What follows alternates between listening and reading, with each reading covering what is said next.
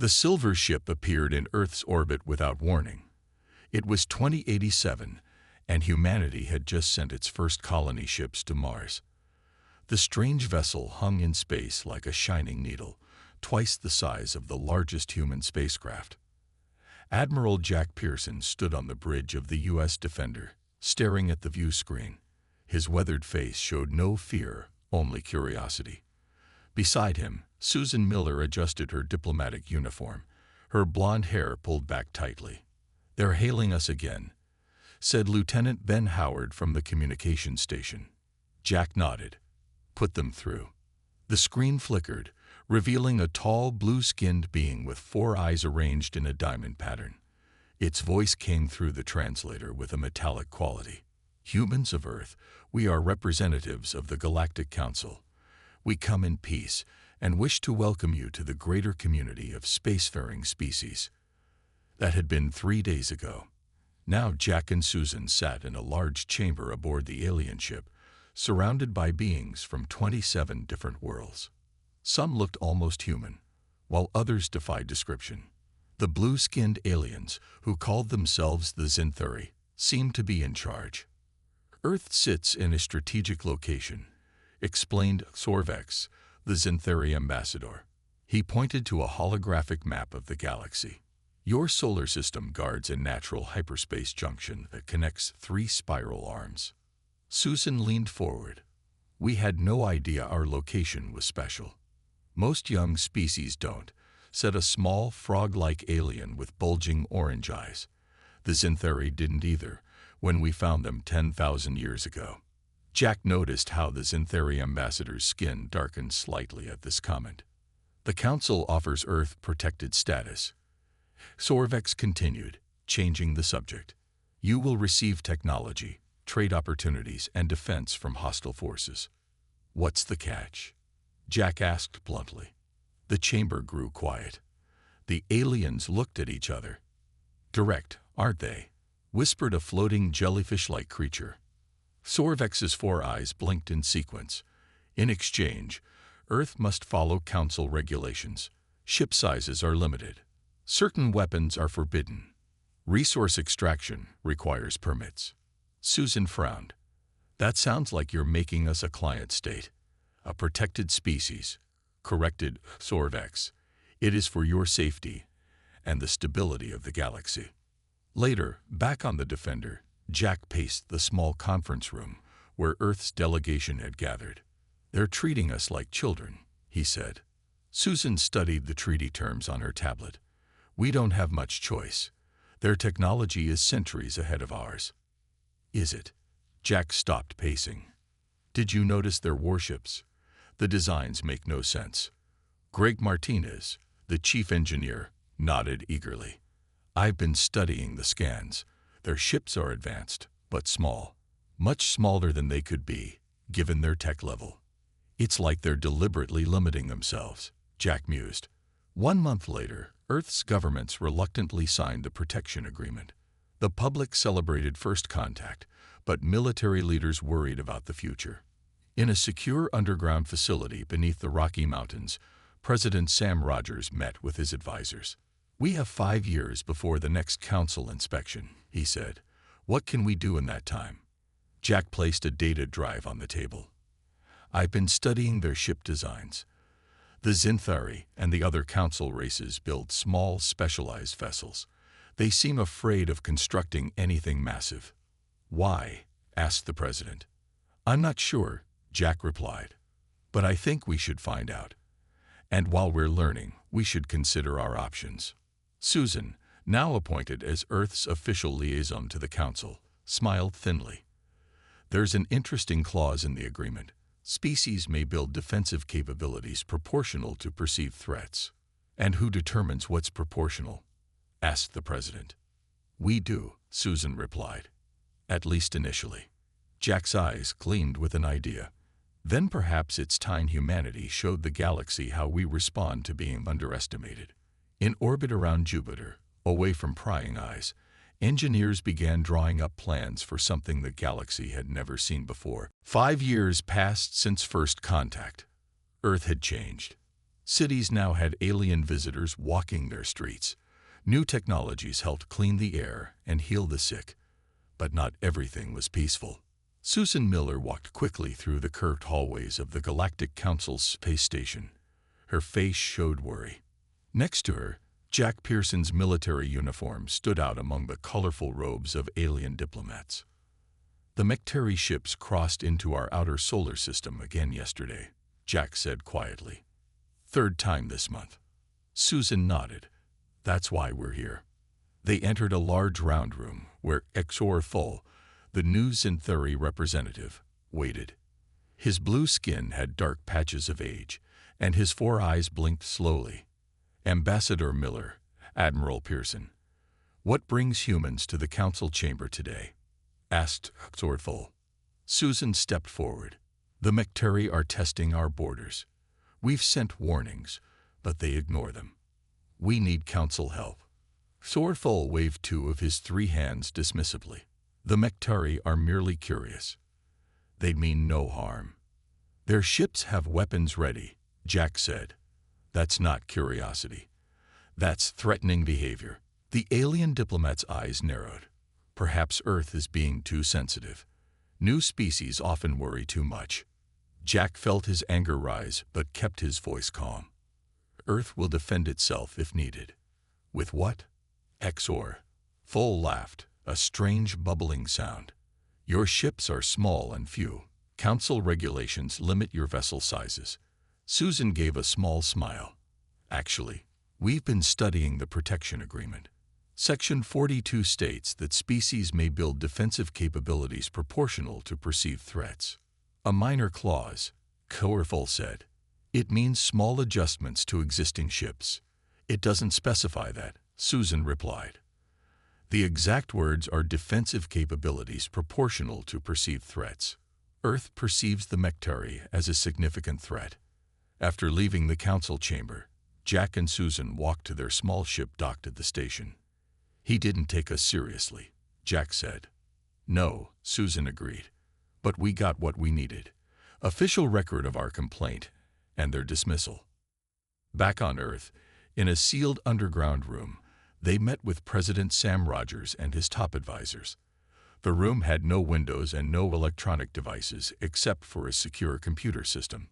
The council won't help, Susan reported. They think we're overreacting. Olivia Grant, the Navy's chief engineer, spoke up. That might work in our favor. I've discovered something interesting about council ship regulations. She touched a control, and a hologram appeared showing various alien ship designs. The size limits aren't just council policy, Olivia explained. They're based on ancient treaties signed thousands of years ago, treaties that humans never signed. President Rogers leaned forward. Are you saying we could build bigger ships without breaking any rules? Not just bigger, Olivia said. Much bigger.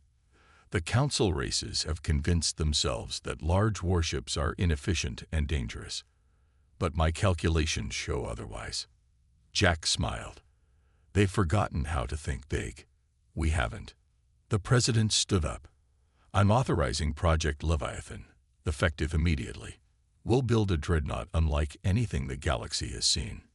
In a secure facility near Jupiter's orbit, construction began 1 month later.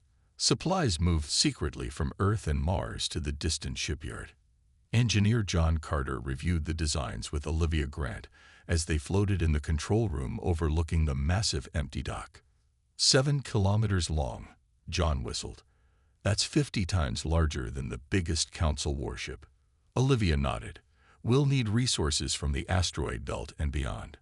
Mining operations are already starting. What about council spies? John asked. Chief of Security Frank Williams is handling that, Olivia replied. He's creating a cover story about a space station project. Outside the viewport, construction drones began assembling the framework for what would become the largest warship ever built. The first pieces of humanity's answer to the Galactic Council took shape in the darkness. The Jupiter shipyard buzzed with activity. 1 year into construction, Project Leviathan was taking shape. The massive skeleton of the ship stretched for kilometers, with thousands of workers moving across its frame like ants on a fallen tree. John Carter floated in his spacesuit near what would become the command center. Through his helmet, he spoke to Olivia Grant, who watched from the control room. "The power core housing is complete," John said.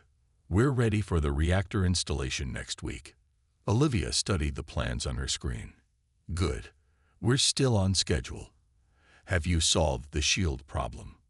John sighed. "Not yet. The size of the ship means traditional shields would drain too much power. Alan Parker is working on a new idea, though."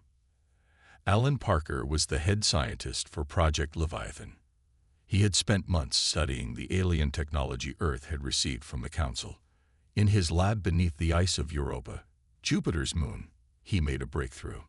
"The Council ships use single-layer shields," Alan explained to his team. "But what if we use multiple layers, like pages in a book instead of one thick wall?" His assistant, Linda Ross, looked confused. "Wouldn't that use more power, not less?" Alan smiled. "Not if each layer has gaps that the other layers cover, like overlapping fish scales." On Earth, Security Chief Frank Williams faced a different problem. A Council inspection ship had arrived without warning. Frank met them at the main spaceport with a practiced smile. "Welcome to Earth," he said to the Xanthari inspector. "What brings you here today?" The tall blue alien looked down at Frank. "We've detected unusual resource shipments to Jupiter. According to your agreement, all major space construction must be reported to the Council." Frank nodded calmly. "Of course. We're building a research station to study Jupiter's atmosphere. Would you like to see the plans?" The Xanthari inspector followed Frank to a meeting room where fake blueprints waited. The plans showed a large but simple space station, nothing like the massive warship actually under construction. Meanwhile, Kate Martinez trained pilots for the new ship. In a simulator hidden beneath the Pacific Ocean, she put her team through difficult tests. "The Colossus will handle differently than any ship you've flown," she told them. "Its size means it turns slowly, but its power will be beyond anything in the galaxy." One of the pilots raised his hand. "Colossus, I thought the project was called Leviathan." Kate smiled. "Leviathan is the project name. U.S. Colossus will be the ship's official name when launched." Back at Jupiter, problems arose. Council spy drones were spotted near the construction site. Olivia Grant called an emergency meeting with Frank Williams, who had returned from Earth. "We need better cover," Olivia said. "The fake station plans won't explain the amount of material we're using." Frank thought for a moment. "What if we build part of the fake station as a shell around the Colossus? If they scan from a distance, they'll see what they expect to see." The plan worked for several months. Then a new problem appeared. The ship needed rare metals that couldn't be found in enough quantity within the solar system.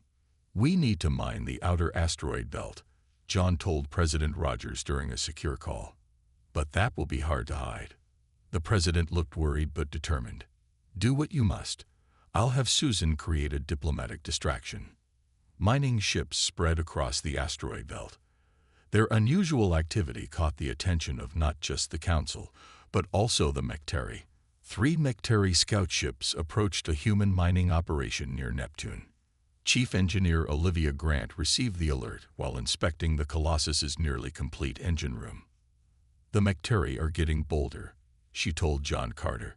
"But maybe that's good for us." John looked confused. "How is that good?" Olivia's face grew serious.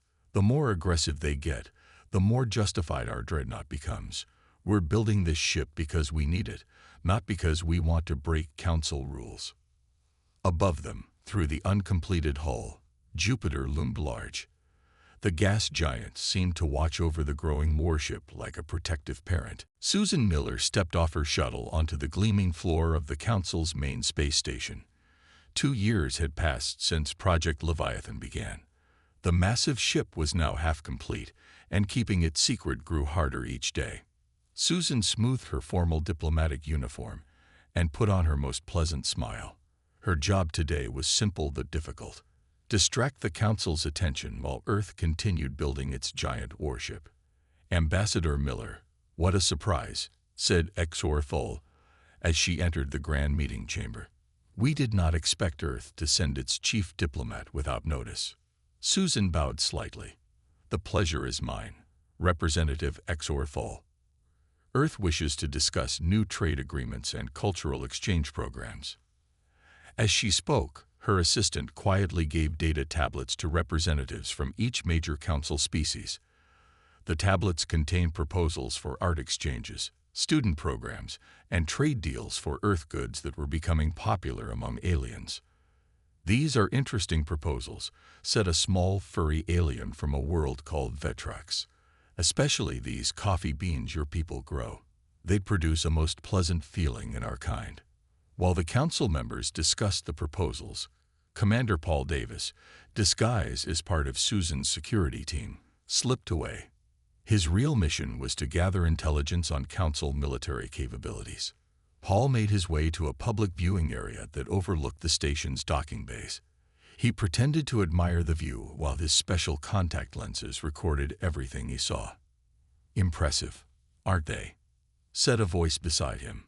Paul turned to see a tall, insect-like alien with shimmering green skin.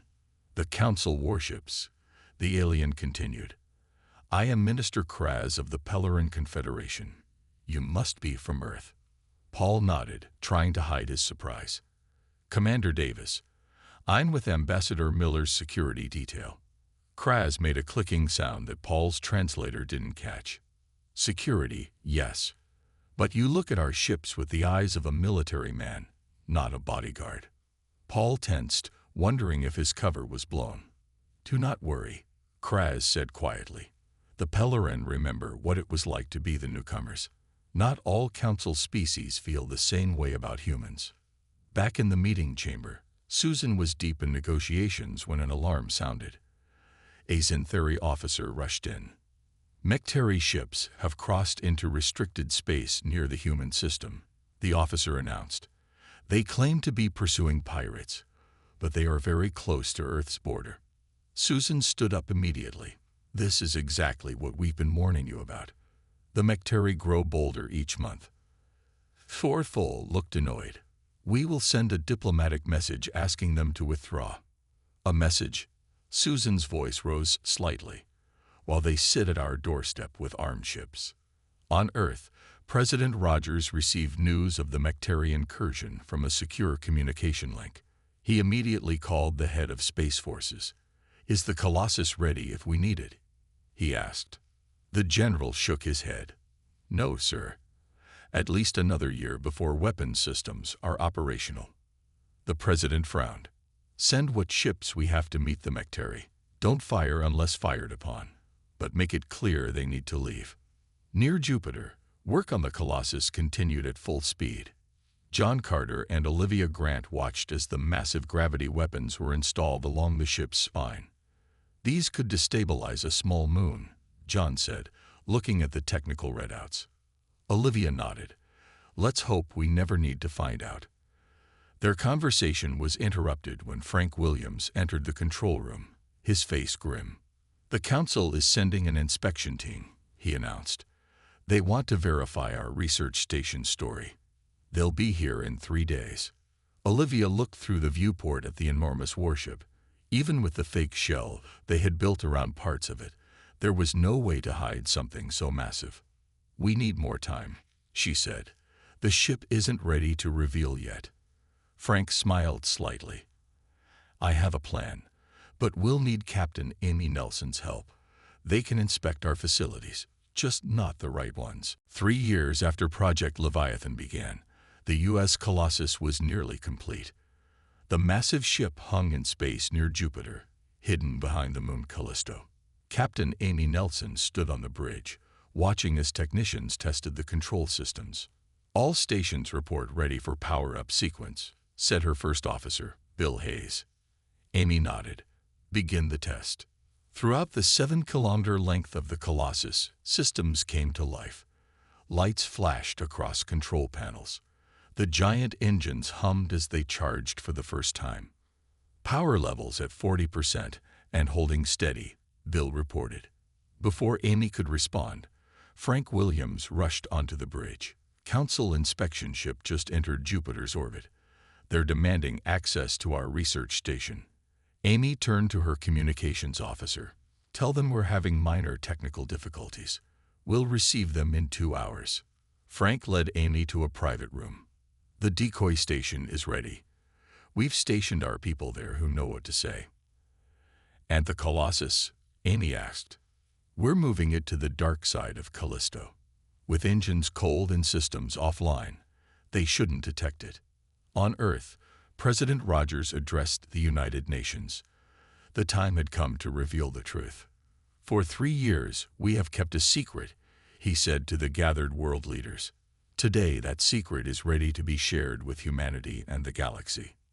Screens around the hall displayed the first official images of the Colossus. Gasps and murmurs filled the room. The U.S. Colossus is not just a warship, the president continued. It is a statement that humanity will not be treated as a lesser species. We have broken no council laws. We have simply built according to our needs. In his office at council headquarters, Sorthol watched the Earth broadcast with all 4 eyes wide in shock. He immediately called for an emergency meeting. The humans have deceived us, he told the assembled council members. They've built a warship 50 times larger than our biggest vessels. The council chamber erupted in chaos. Some species demanded immediate action. Others wanted to see the ship first. We will send representatives to verify these claims, said the council leader, an ancient Centauri with pale blue skin. If true, Earth must dismantle this monstrosity at once. At Jupiter, the council inspection team had finished touring the fake research station. Their leader, a thin Centauri named Vel'Koz, seemed satisfied. Your facility appears to match the specifications you filed, he said to Captain Amy Nelson, who had met them at the station. Then an alarm sounded on Vel'Koz's wrist device. There's a message from council headquarters. All inspectors are to wait. His 4 eyes blinked rapidly. This can't be right. Amy knew what had happened. Earth had revealed the Colossus.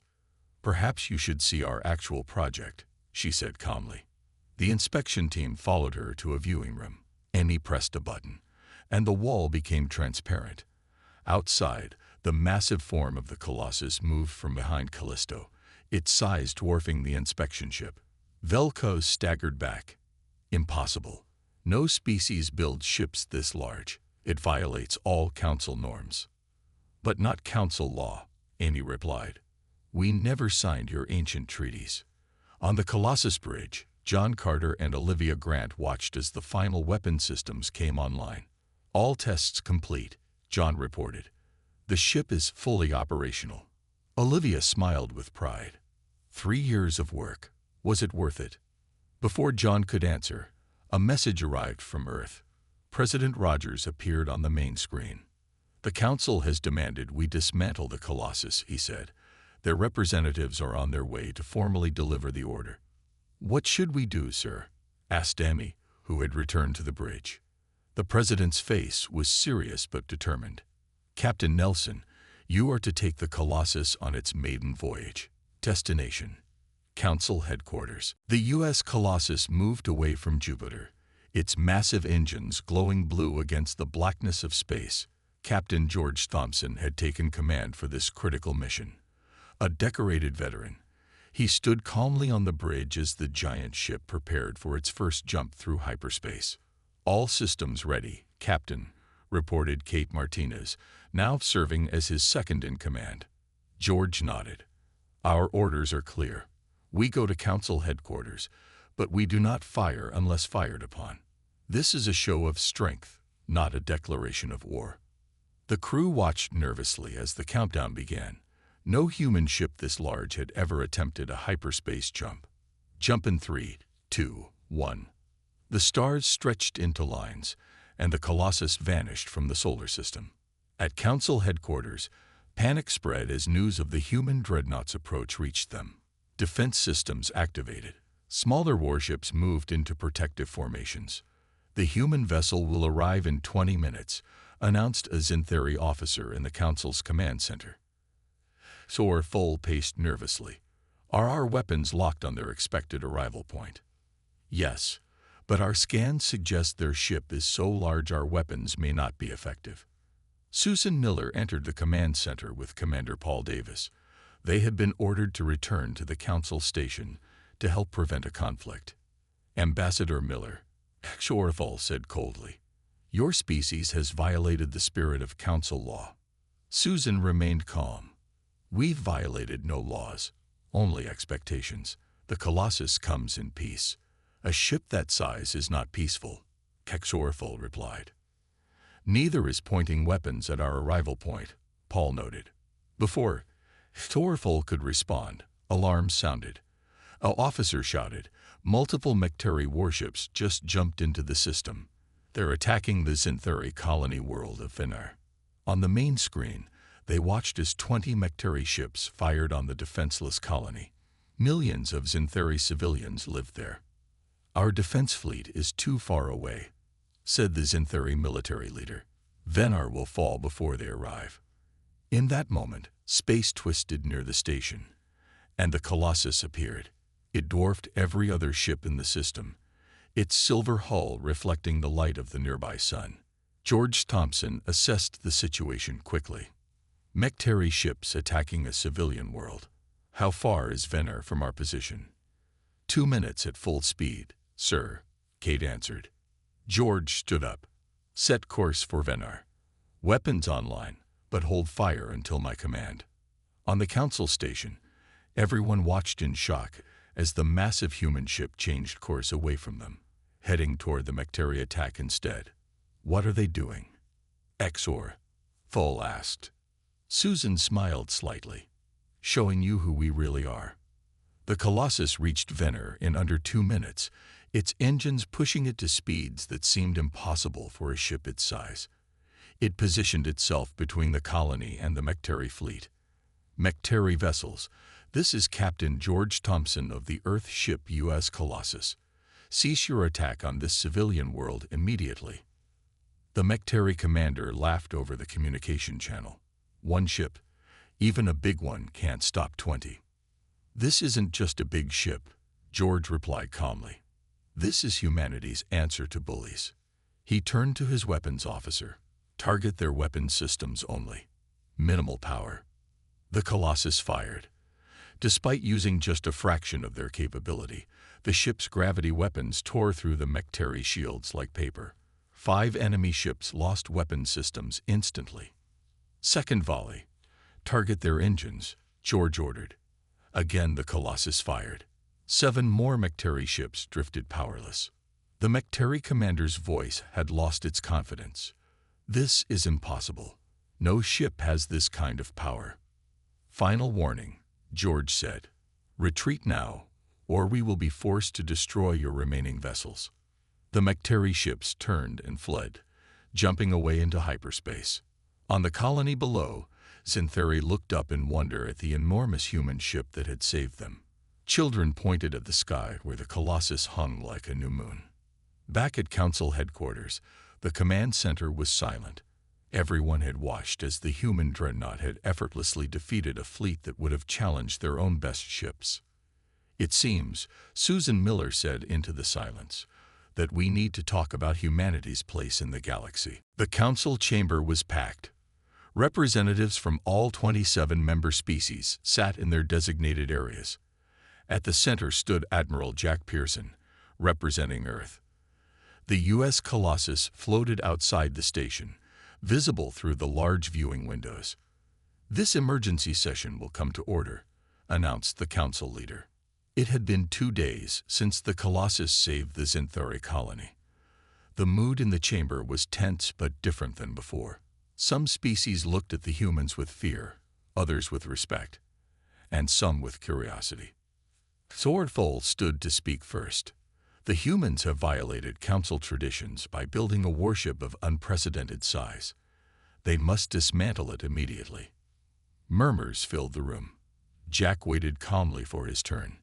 "While we appreciate the Colossus saving our colony," Swordfall continued, "such power in the hands of a new species threatens the balance of peace we have maintained for millennia." When Swordfall finished, Jack stepped forward. 3 years ago, we warned this council about the Mecteri threat. You dismissed our concerns, so we built a ship that could protect not just Earth, but others as well. 2 days ago, that decision saved millions of Xanthari lives. Several representatives nodded in agreement. Jack noticed Minister Kraz of the Pellerin, giving him a subtle gesture of support. The Colossus was built legally, Jack continued. Earth never signed your ancient ship-size treaties. We followed the clause allowing us to build defenses proportional to perceived threats. Thol interrupted angrily. A ship that size is not proportional to any threat. The attack on Venar proves otherwise, Jack replied calmly. The debate continued for hours. Some species sided with the Xanthari, demanding the Colossus be dismantled. Others argued that humans had saved lives and broken no laws. As tensions rose, Frank Williams, who had accompanied Jack to the council, passed him a data tablet. Jack read it quickly, his eyes widening slightly. Before we continue, Jack said, I would like to present evidence that Earth is not the only species building large warships. The chamber went silent. Jack nodded to Frank, who activated a holographic display in the center of the room. Our intelligence has uncovered secret shipyards in 3 different systems, Jack explained as images appeared. The Xanthari have been building oversized ships for decades, while telling other species such vessels are inefficient and dangerous. Shocked gasps and angry shouts filled the chamber. Kaxor. Fold's blue skin darkened with rage. This is a lie, he shouted. The evidence is clear, Jack replied. The Xanthari have maintained their dominance by convincing others to limit their ships while secretly building larger ones themselves. The council broke into chaos. Species that had been allies for centuries now looked at each other with suspicion. The council leader struggled to maintain order. Minister Kraz of the Pellerin stepped forward. I move that we form an investigative committee to verify these claims. Until then, the humans should be allowed to keep their Dreadnought. Other representatives quickly seconded the motion. Kaxor. Thol found himself suddenly isolated as former allies distanced themselves. The council leader called for a vote. To Jack's surprise, half the council species voted to allow Earth to keep the Colossus pending investigation. The other half voted against. With the council deadlocked, no action could be taken. As the session ended, Jack met with Susan Miller in a private room. We've gained time, but the council is now split, Susan said. Half still want the Colossus dismantled. Jack nodded. Then it's time for our final card. He activated a secure communication link to Earth. President Rogers appeared on the screen. How did it go? The president asked. As expected, Jack replied. The council is divided. Now we need to show them we're serious. The president nodded.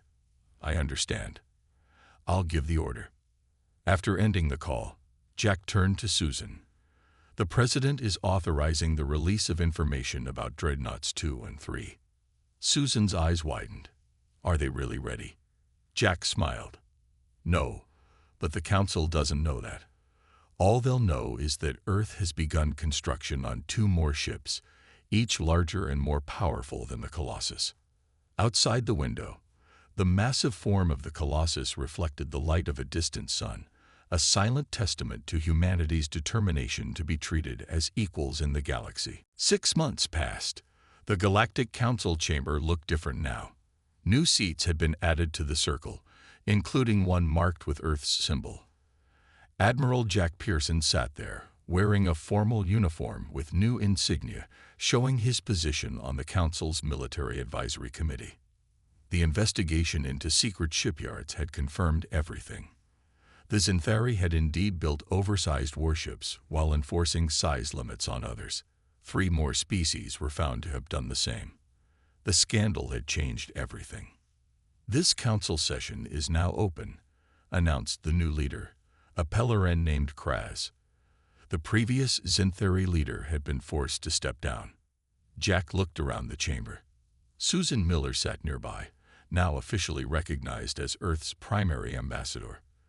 The mood was serious but hopeful as representatives discussed new treaties and rules. "The committee has finished reviewing the ship size regulations," Susan announced to the council. "We propose a new system based on species population and territory size, not arbitrary limits." Many representatives nodded in agreement. Even some Xanthari seemed relieved that the old system was ending. Meanwhile, the U.S. Colossus orbited the council station. On its bridge, Captain George Thompson welcomed visitors from 12 different council species. These officers would form the crew of a new joint security force. The ship was designed to accommodate different species, George explained as he led the tour. "We can adjust gravity, atmosphere, and temperature in different sections." A young Xanthari officer looked around in wonder. "I never imagined serving on a human vessel." George smiled. "It's not just a human vessel anymore. It's the flagship of the Joint Galactic Defense Force." In a laboratory deep within the Colossus, Olivia Grant and Alan Parker worked with scientists from various species. They studied the plans for a new type of engine. "Your layered shield design is brilliant," said a Pellerin scientist to Alan. "We never thought to try something so simple yet effective." Olivia pointed to a holographic display showing engine schematics. "And with your help, we believe this new drive system could reach the Andromeda galaxy." The alien scientists looked shocked. "But that's over 2 million light-years away. The council declared such travel impossible centuries ago." "Humans don't accept impossible very easily," Alan replied with a smile. On Earth, President Rogers met with his advisors in the White House. Reports from across the galaxy showed that human influence was growing quickly. "The council species are studying our history," said one advisor. "They're fascinated by how quickly we advanced." The president nodded. "What are they learning from it?" "They're finally understanding why we built the Colossus. Our entire history is full of responses to threats. We build, adapt, and overcome." At the Jupiter shipyards, work continued. Not on more dreadnoughts as the council feared, but on exploration vessels and trading ships. Earth had made its point. Now it was time to build bridges instead of weapons. Jack Pearson stood at a viewport on the council station, looking out at the stars. Susan Miller joined him. 6 months ago, they wanted to dismantle our ship," Susan said. "Now they're copying our designs." Jack laughed softly. "That's the greatest compliment they could give us." "What happens now?" Susan asked. "Now we do what humans have always done. We explore, we learn, and we grow." In the distance, the Colossus prepared for its next mission. Its massive engines glowed as it aligned for a jump to the edge of known space. Human and alien crew worked side by side on its bridge. The council station's announcer spoke over the communication system. "All attention, please. The JGDF Colossus will depart for the Outer Rim in 5 minutes." Jack and Susan watched as the massive ship slowly turned away from the station. Its new paintwork showed both Earth's symbol and the new emblem of the Joint Galactic Defense Force. "They still can't believe we built it," Susan said. "Soon they'll help us build something even greater," Jack replied. "Not bigger ships, but a bigger future. For all of us." The Colossus's engines flared bright blue, and the enormous vessel vanished into hyperspace, carrying the hopes of not just humanity, but the entire galaxy with it.